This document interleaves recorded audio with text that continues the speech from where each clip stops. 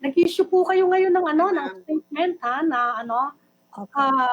it's an SOS for more help from the government.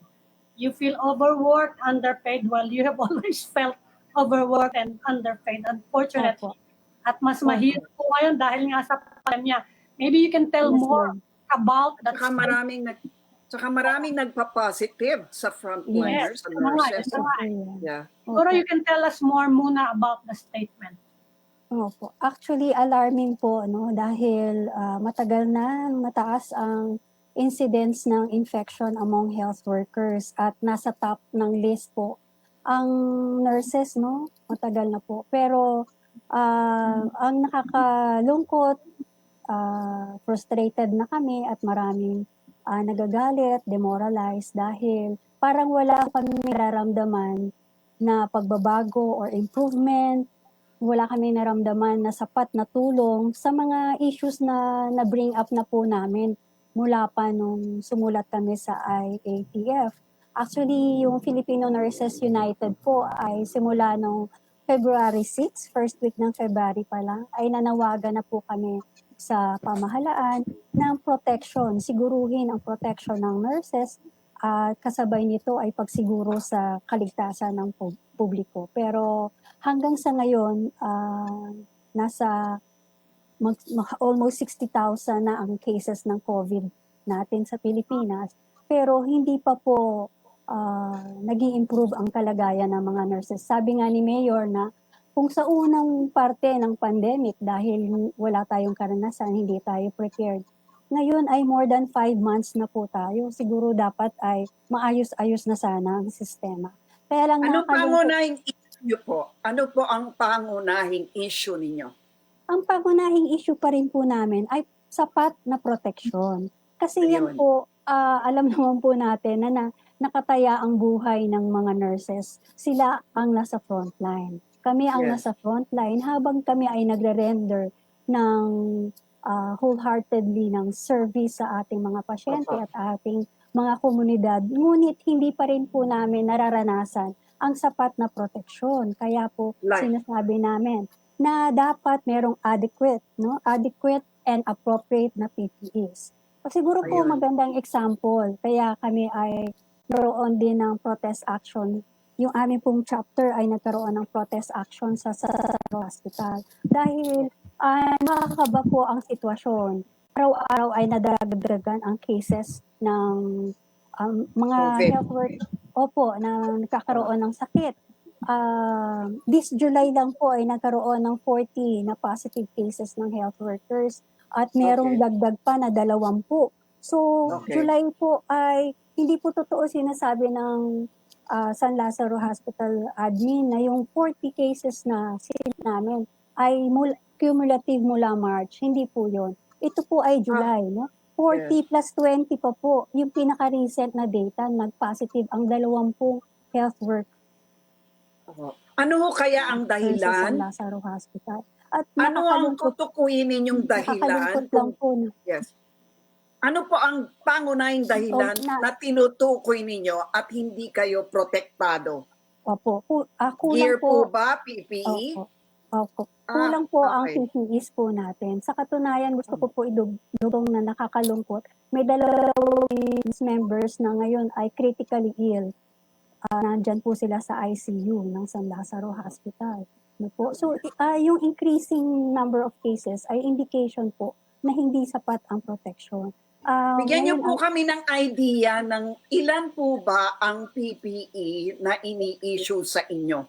I mean, ano po ba dapat isang PPE every day? Every week ba dapat ang supply? Ano po ba dapat ang standard? Ang standard po kasi dapat sa isang pasyente po, may isang set ka ng PPE.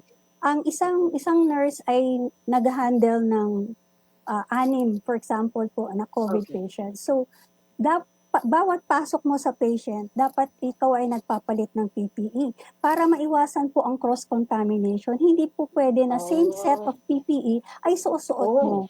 Kaya po yung 2,000, for example, na inisyu ng DOH nung buwan ng Marso o Abril, ayan po ay napakakulang. So ang tendency po ng mga management ng mga ospital ay tipirin ang mga PPEs. So ang mga nurses, hindi na po, hindi nagsi-CR, hindi kumakain, hindi, para ano nila, no? Hindi, opo, i-preserve, Oo. hindi mapunta sa waste. Yun po ang Yes, ma'am. isang indikasyon na kulang na kulang. Ilarawan nyo nga po yung shifting ninyo ngayon.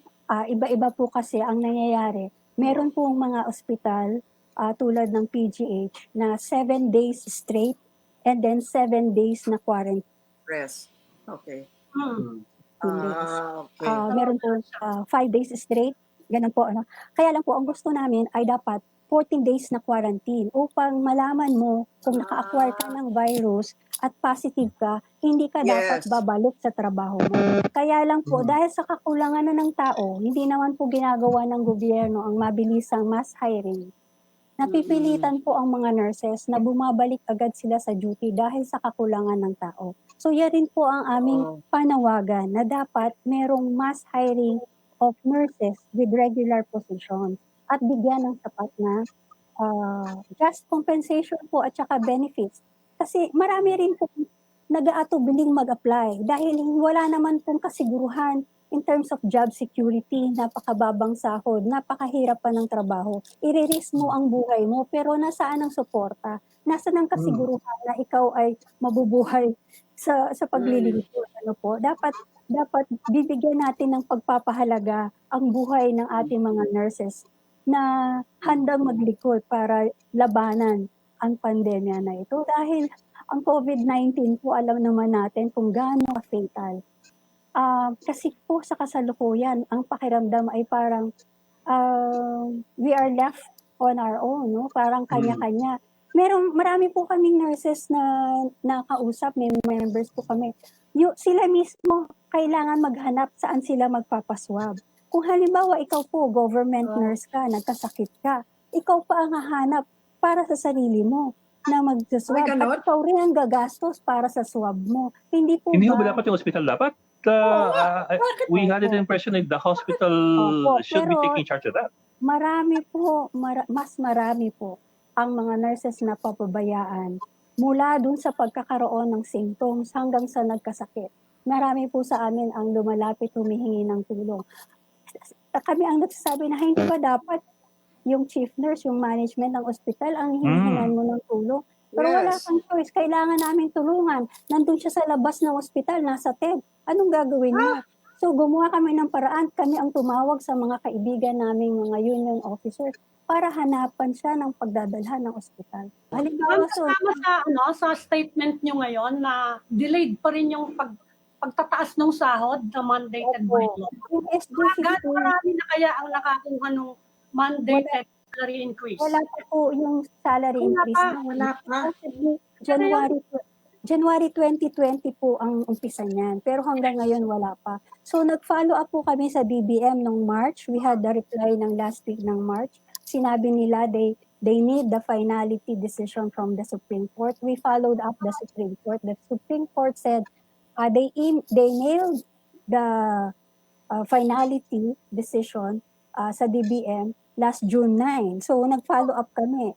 Ang sabi ng DBM, ginagawa na nila yung guidelines. So, hindi marirelease ang budget hanggat wala si DBM guidelines. So, nakaka-frustrate po kasi 6 months na wala pa pong natatanggap na salary increase. Lalong-lalo na ngayon sa panahon ng pandemic, kailangan po ng mga nurses yung wage increase. At saka, utang na po yan ng gobyerno. For 18 years, yung nursing hindi po na-implement. Ngayon may budget na hindi pa po nare-release. Kaya yun po isang panawagan ng mga nurses.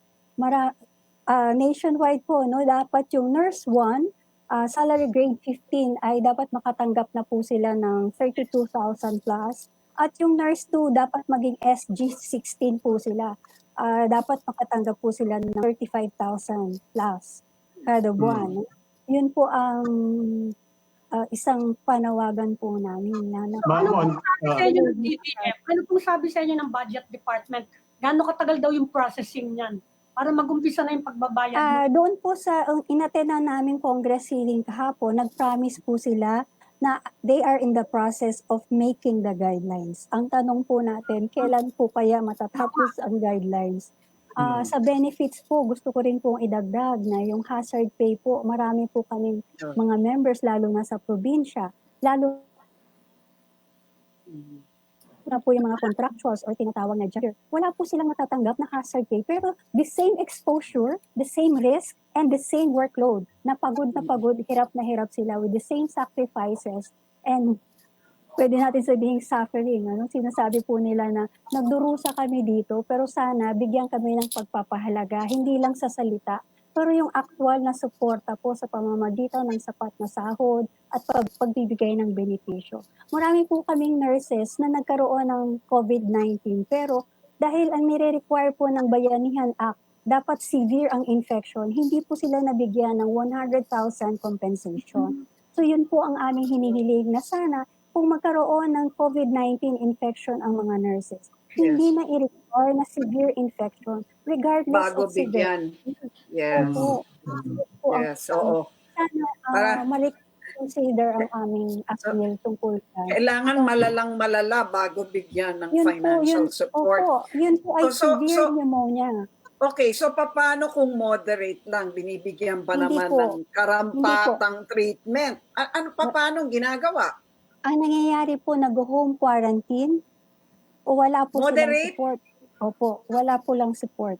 No? Kasi yun din po mga ospital ay punong-puno na. Kagaya ngayon po sa San Lazaro, merong 20 na mga employees na nasa tent, nasa labas ng ospital. Dahil punong-puno na po, wala na po silang sariling ward for employees na merong COVID-19. So, miserable po anong kalagayan ng ating mga health workers. Ma'am, Sa Cebu, ganyan din po, yung kwento ng aming Cebu chapter.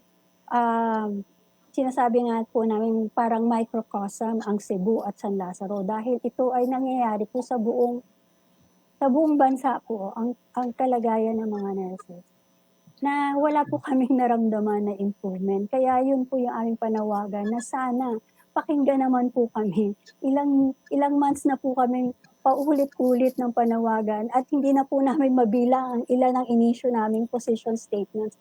At nagbigay na rin po kami ng sulat kay Secretary Duque, nagbigay na kami ng sulat sa IATF. Ang sabi nila, hindi nyo kasi sinasabi kung anong kalagayan nyo. Pero ilang months na po. This is July already. Kaya nga po, meron kaming action na naglabas ng mga sapatos sa labas ng San Lazaro Hospital. Ang caption namin ay, hihintayin nyo pa bang wala nang magsuot ng mga sapatos na ito?